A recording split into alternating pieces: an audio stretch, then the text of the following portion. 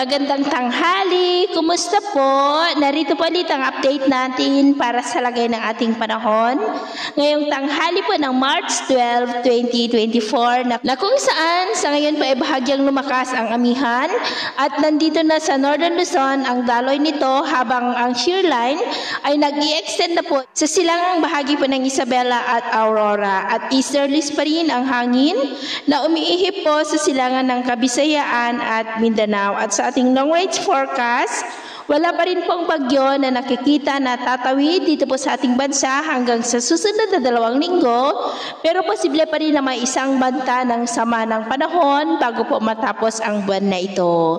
At sa lagay ng ating panahon ngayong tanghali, dahil po sa shear line ay maulap ang kalangitan with isolated rain sa ilang bahagi ng Isabela, Aurora, Bulacan, Calabarzon at dyan po sa may Mindoro. Dahil naman sa easterlies ay maulap ang kalangitan with isolated rain sa ilang bahagi po ng Southern Samar, Leyte, Bohol, Caraga at ilang bahagi po ng Davao na posibleng magtuloy-tuloy ang maulap na kalangitan na may mga pulupulong pag-ulan sa mga nabanggit po na lugar hanggang sa susunod pa na mga oras. Kaya mag-ingat po tayo sa posibleng banta pa rin ng mga pagbaha at pagguho ng lupa.